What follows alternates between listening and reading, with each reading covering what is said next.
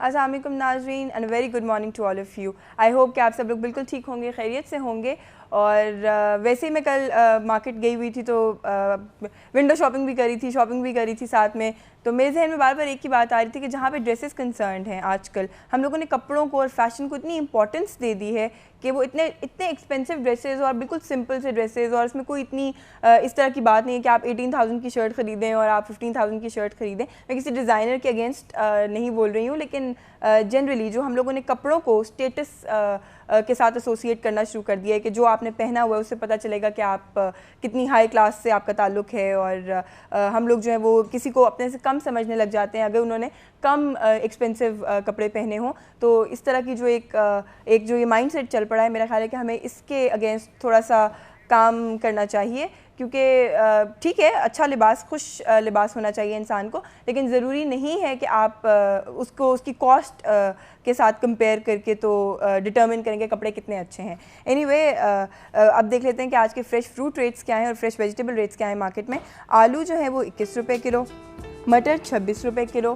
گوبھی 10 روپے کلو, بھنڈی 15 روپے کلو, ادرک 76 روپے کلو, پالک 12 روپے گڈی, پیاز 13 روپے کلو, شملہ مرچ 22 روپے کلو, ٹماٹر 8 روپے کلو, کیلے 46 روپے درجن, آم 50 روپے کلو, سیب 160 روپے کلو, خوبانی 36 روپے کلو, خربوزہ 17 روپے کلو, تربوز 13 روپے کلو, مرغی 80 روپے کلو, مٹن 250 روپے کلو, اور بیف جو ہے وہ 170 روپے کلو.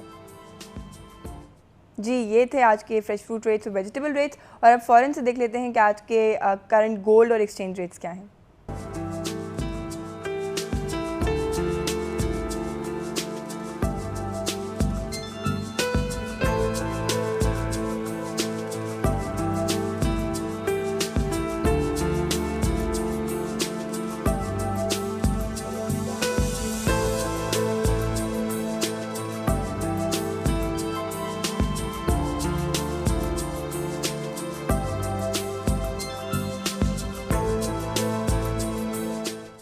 جیسا کہ آپ جانتے ہیں کہ آج تھرسڈے ہے اور تھرسڈے کو ہم آپ کی ملاقات کسی بھی اپنی فیلڈ کے اسپیشلسٹ ڈاکٹر سے کرواتے ہیں. تو اس وقت میرے ساتھ جو ڈاکٹر صاحب تشریف رکھتے ہیں, he is the representative of world homoeopathy awareness organisation, جو کہ اس وقت 33 کنٹریز میں آپریشنل ہے دنیا میں. اور پاکستان کے جو ریپرزینٹیو ہیں وہ ہیں ڈاکٹر طارق خان, اور وہ اس وقت میرے ساتھ تشریف رکھتے ہیں. السلام علیکم. وعلیکم السلام. کیسے ہیں آپ؟ جی اللہ کا شکر, آپ ٹھیک ہیں؟ الحمدللہ ٹھیک ٹھاک. Thank you so much for being on the show. You welcome. اچھا اسٹارٹ یہاں سے کہ آپ نے اگر میڈیسن کا آپ کو شوق تھا تو پھر ہومیوپیتھی کی آپشن کیوں سلیکٹ کی؟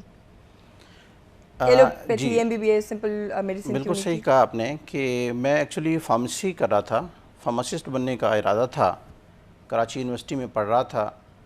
تو ایک انسیڈنٹ ایسا ہوا کہ میری بڑی سسٹر کو گال بلیڈر سٹون ہو گیا. اچھا. اور گال بلیڈر سٹون کا ڈاکٹر نے کہا کہ اس کے علاوہ کوئی چارہ نہیں ہے, آپ اس کو آپریٹ کروائیں. اور وہ آپریٹ کروانا نہیں چاہتی تھیں. تو مجھے انہوں نے کراچی, وہ خود تو پنجاب میں تھیں, لیکن مجھے انہوں نے کانٹیکٹ کر کے مجھے کہا کہ اس کا کیا حل نکالا جائے. میں نے اپنے ایک دوست سے ڈسکس کیا جن کے والد شوقیہ پریکٹس کرتے تھے ہومیوپیتھک. اچھا. تو انہوں نے کہا کوئی مسئلہ نہیں ہے یہ تو. میں نے کہا ایسا کیسے ہو سکتا ہے کہ کوئی مسئلہ نہ ہو, یہ تو مسئلہ ہے جبھی تو وہ کہہ رہے ہیں جی آپریٹ کرنا ہے اس کو. بہرحال ان کے کہنے کے اوپر میں نے 2 months کی میڈیسن ان کو پنجاب بھیجی. اور ہوا ایسا کہ جو میں تو بلیو نہیں کرتا تھا, ڈاکٹر بھی بلیو نہیں کرتے تھے کہ یہ کیسے ممکن ہے کہ وہ سٹون غائب ہو گئے. اس کے بعد پھر میں نے اس کو پڑھنا شروع کیا, پھر میں نے ڈی ایچ ایم ایس کیا, اور پھر آپ نے ہومیوپیتھی کی طرف آپ کا انٹرسٹ ہوا. ہومیوپیتھی ہوتی کیا ہے؟ ہومیوپیتھی وہ طریقہ علاج ہے, ایکچولی یہ ایک کانسیپٹ ہے جس کو کہتے ہیں کہ likes can be cured by likes.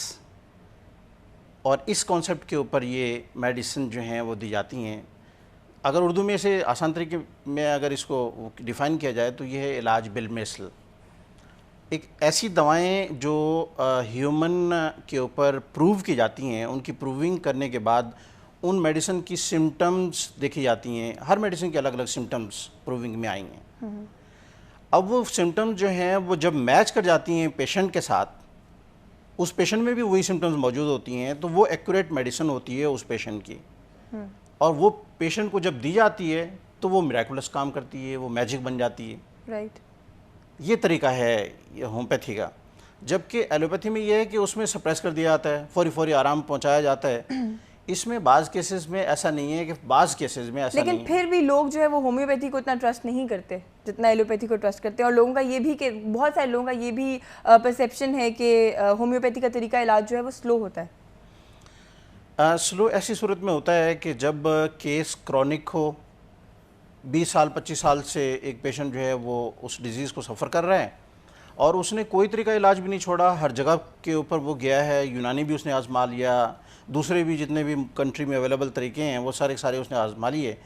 اب کسی نے اس کو مشورہ دیا کہ بھئی اس طریقے کو بھی, طریقہ علاج کو بھی آزما کے دیکھو, تو وہ پھر ہمارے پاس آیا. اب آپ یہ سوچیں کہ اگر کوئی 10 سال پرانا, 15 سال, 20 25 سال پرانا مرض ہو, can it be cured with in couple of days? نہیں, اس کے لیے کچھ ٹائم چاہیے. اور اگر وہ کیور کرے گا تو وقتی کیور کرنے والی تو میڈیسن موجود ہیں, وہ پھر یہ ہے کہ وقتی اس کو کیور کر دیں گی. لیکن ہومیوپیتھی میں پھر کے لیے جو ہے وہ ٹائم چاہیے ہوتا ہے اس کو کمپلیٹلی ختم کرنے کے لیے. جی, پریونشن کے لیے تو وہ پہلے سے میڈیسن دی جاتی ہیں کہ جو اس کو جو ہے وہ پریونٹ کرتی ہیں, لیکن یہ پروفیلیکسس کے طور پہ دی جاتی ہیں. لیکن وہ بھی ہومیوپیتھی میں موجود ہیں ایسی میڈیسن کہ آپ اگر کسی کوئی پرابلم ایسا ہو رہا ہے کہ ملیریا کی وبا چل رہی ہے یا کوئی ایسی میننجائٹس کی وبا چل رہی ہے, تو اس کی پریونشن کے لیے بھی میڈیسن دی جا سکتی ہیں ہومیوپیتھی میں. لیکن اس کے کیور کے لیے جو ہے, کمپلیٹ کیور کے لیے ایسے کیسز میں ٹریٹمنٹ لینا پڑے گا. ہاں, لیکن یہ ہے کہ اگر آپ سر کے درد کے ساتھ ہیں, آپ کو بخار ہے یا آپ کا پیٹ کا درد ہے, اب آپ تو یہ کبھی بھی نہیں چاہیں گے کہ میرے پیٹ کا درد جو ہے وہ 10 دن کے بعد ٹھیک ہو, کوئی بات نہیں, ہومیوپیتھک دوا چلتی رہے, 10 دن کے بعد میں ٹھیک ہو جاؤں تو کوئی مسئلہ نہیں. ایسا تو اس کے لیے ایسی دوائیں موجود ہیں کہ جو فوری آرام پہنچاتی ہیں, ریلیف دیتی ہیں, فوری ریلیف دیتی ہیں. بخار ہے, ایک ساشے دیا, بخار کیور ہو گیا. اور یہی وجہ ہے کہ وہ لوگ جو اس کو پھر پریکٹیکلی دیکھتے ہیں, پھر وہ اس کے اوپر اعتبار بھی کرتے ہیں, اس کے اوپر ٹرسٹ کرتے ہیں وہ.